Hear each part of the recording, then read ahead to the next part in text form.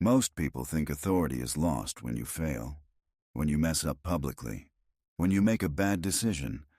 That's wrong. Authority is usually killed by things you do every day, things no one ever calls out, things that feel normal, even polite.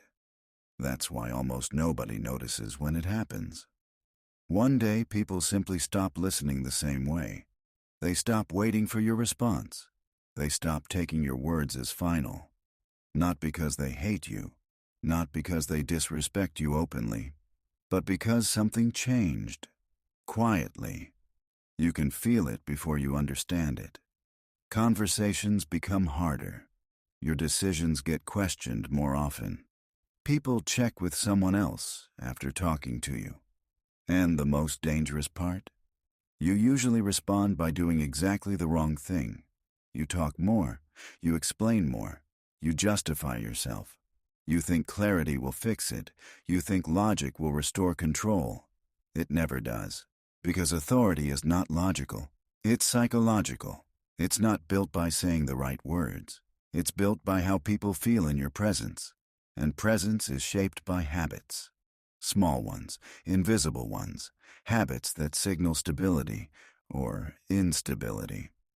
Most people believe authority comes from confidence, or status, or intelligence, but none of that matters if your behavior quietly communicates doubt. You can sound confident and still act unsure. You can hold a position of power and still lose influence. You can know the right answer and still be ignored. Authority doesn't disappear because people challenge you. People challenge you because authority already disappeared.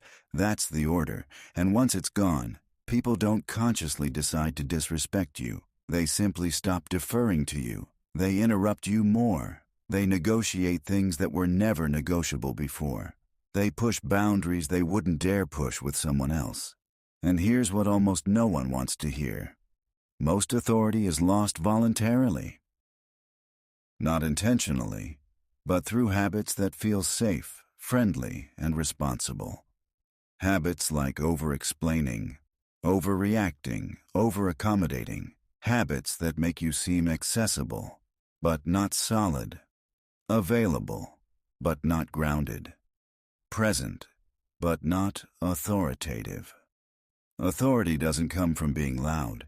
It doesn't come from controlling others. And it definitely doesn't come from fear. It comes from inner restraint, from knowing when not to speak, when not to react, when not to justify yourself. Strong people don't rush to be understood. They don't chase agreement. They don't correct every misunderstanding. They let silence do part of the work, because silence reveals confidence, and confidence creates authority. In this series, we're going to break down the habits that quietly destroy that presence. Not obvious mistakes, not dramatic failures, but everyday behaviors that slowly teach people that your words are optional. In the next part, we'll expose the first habit, the one almost everyone has, the one that feels intelligent and reasonable, and the one that silently tells people they don't have to take you seriously. The first habit that quietly kills your authority is one almost everyone has: over-explaining. Not because you're insecure, not because you're weak, but because you think it helps. You explain to be clear. You explain to avoid misunderstandings. You explain to show you're reasonable. But here's the truth most people miss. Authority weakens the moment you start explaining things that don't need explanation. When you over-explain, you're not adding clarity. You're adding doubt. Every extra sentence signals something subtle, that your decision needs approval, that your position is negotiable, that you're open to being convinced otherwise. And people feel that instantly. They may not consciously think he's insecure or she's unsure, but they sense instability. And humans are wired to test instability. This is why people push back more when you explain too much. They interrupt, they question, they ask why, again, even after you answered. Not because they didn't understand, because your explanation invited negotiation. Strong authority doesn't explain itself by default. It speaks once, and stops. Weak authority keeps talking. Think about the people you instinctively respect. They don't rush to justify their decisions. They don't defend every choice. They don't fill silence with reasons. They say what needs to be said. Then they let it land. Silence does the rest. Over-explainers are uncomfortable with silence. They mistake it for resistance. So they keep talking, and every added word lowers the perceived weight of the original statement. This habit shows up everywhere, explaining why a decision was made instead of standing by it, justifying boundaries instead of enforcing them, adding context no one asked for, answering objections before they even exist. You think you're being thorough. Others see uncertainty. And the more intelligent you are, the more dangerous this habit becomes.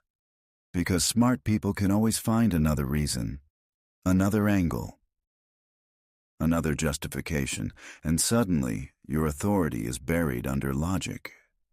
Authority is not about being right. It's about being settled. When you're settled, people don't need explanations. They feel the finality. When you're not, no explanation is ever enough. This doesn't mean you never explain. It means you explain once, when it matters. Not reflexively, not emotionally, not to ease your own discomfort. Because most over-explaining is not for the listener. It's for the speaker. It's a way to calm internal tension, and people feel that too. In the next part, we'll break down the second habit, one that feels like strength, but signals emotional instability faster than almost anything else. The second habit that quietly kills authority is emotional reactivity. Not emotions themselves. Reactions. The inability to pause. Reacting too fast. Reacting defensively. Reacting emotionally. Even when you're right. This habit destroys authority faster than almost anything else, because authority is associated with control, and not control over others, control over yourself. The moment you react emotionally, you signal that something touched you, that something got inside. People don't need to see anger, or frustration, or insecurity. They only need to feel that they affected you, and once they do, the dynamic shifts. You're no longer leading the interaction, you're responding to it. Reactive people feel powerful in the moment. They speak fast, they correct others, they defend themselves immediately. But power that reacts is not power that leads. Strong authority pauses. It absorbs pressure without changing shape. Think about it. When someone challenges a truly authoritative person, they don't rush to respond. They look, they wait, they choose. That pause alone communicates strength. Reactive behavior communicates the opposite, needing to correct immediately, showing irritation when questioned, defending your ego instead of your position, responding emotionally instead of deliberately. Even subtle reactions matter. A sigh, a change in tone, a quick justification. People read these signals instantly, and once they sense emotional volatility, they adjust their behavior, they test more, they push more, they respect less. Not consciously, instinctively. Authority isn't loud, it's stable, and stability requires restraint. Not silence forever, not suppression, but choice. In the next part, we'll talk about the final habit, the one that feels friendly and cooperative, but quietly tells people you don't trust your own boundaries. The final habit that quietly kills authority is seeking approval. Not openly, not desperately, subtly, wanting to be seen as reasonable, wanting to be liked, wanting to avoid discomfort. This habit often looks like professionalism, like cooperation, like being easy to work with. But underneath, it signals something dangerous, that your boundaries are flexible depending on who's in front of you. People don't consciously think, he wants approval. They feel something else. They feel that pressure works, that pushing a little harder gets results, that no might become maybe if they keep going. And once people sense that, authority fades. Strong authority doesn't chase agreement. It allows disagreement. It doesn't negotiate its boundaries emotionally. It states them and holds them. This is why respected people are not always liked, and liked people are not always respected. Approval-seeking blurs that line. You start softening statements, adding qualifiers, reassuring others unnecessarily, not to be clear, but to be accepted. And every time you do that, you teach people how to treat you. Authority is not built by pleasing others. It's built by consistency, by showing that your standards don't shift based on reactions, moods, or pressure. People don't follow those who adapt to everyone. They follow those who remain themselves, regardless of who's watching. When you stop chasing approval, something interesting happens. People may resist at first, they may test you, but over time, they adjust. Because humans respect clarity. They respect limits. They respect those who don't bend every time discomfort appears. And this brings everything together.